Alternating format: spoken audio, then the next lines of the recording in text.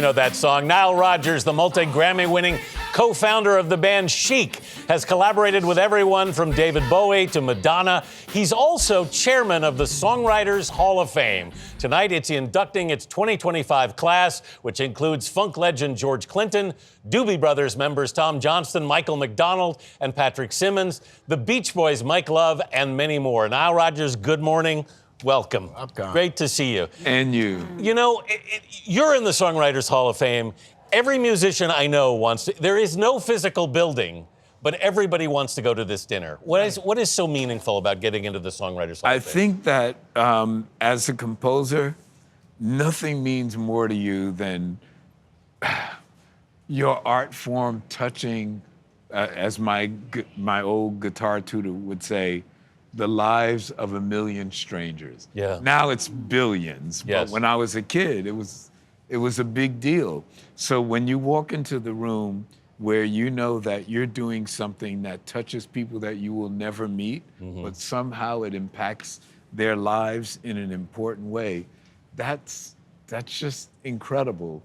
Most artists, you know, I've won a bunch of Grammys and, you know, and of course I love the Grammys, but when I got into the Songwriters Hall of Fame, that was the most important award. And now that I'm the chairman... All the greats say that, though, Nile. All the greats say that award means more to them than anything. And I always mark, because as a viewer or as a listener, we always think it's the music, you know, and dancing to the music. Right.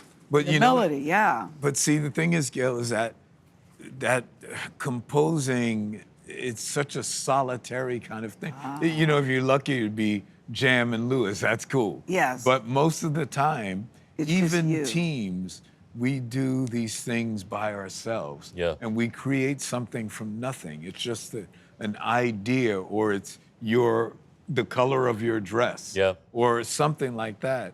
And we turn this non-fictional event into something that's consumable by strangers. And just floats out there and lives on. It just, and I don't know why, but when I got inducted, I was just, wow.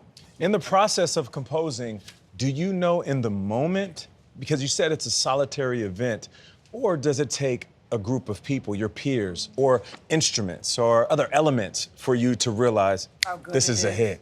So, you know, it's funny, I've had, I don't even know how many. I don't live like that. I don't count. I don't think about it. I just go forward.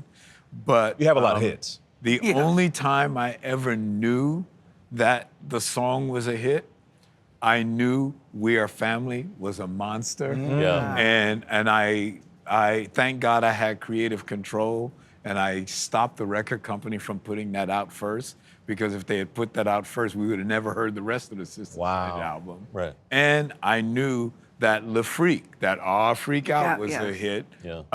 But even though we had, you know, I Want Your Love and all these other cool songs, but somehow those are the only two songs. Wow. Everything else, Now, we saw you before playing at Soho Sessions, which was just last week, by the way. An amazing performance. I was there that night.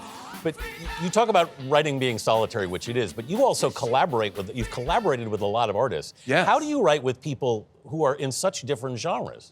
It's, so I'm very malleable. The fact is that I started out with classical music, then I went very deep into jazz.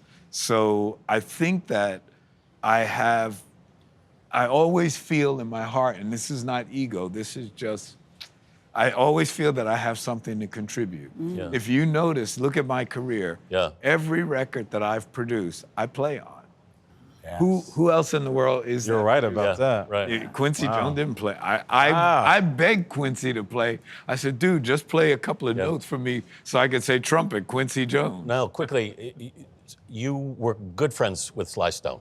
Very good. Who we lost earlier this week. You told me back in the makeup room that you still have the ticket from seeing him play at the Schaefer Music Festival, which was what? How much? $1. $1 for general look at that admission. picture. Show that picture with the group picture that was just on the screen with Nile. How important was Sly to you? Yeah. Sly was almost like a god to me. Nile, tell us about that picture. It's you, So Steve that was, Tyler. Yeah. so after he and I became friends, it was really sad because he was living out of a car, and we would see each other every night at a club in Los Angeles. They would comp him because he had no money. But he was like a god to you?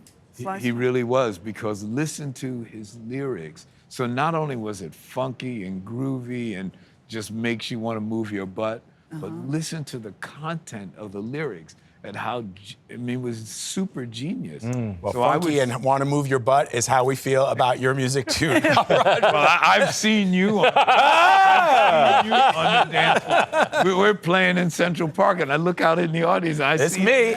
And Got the blip and everything.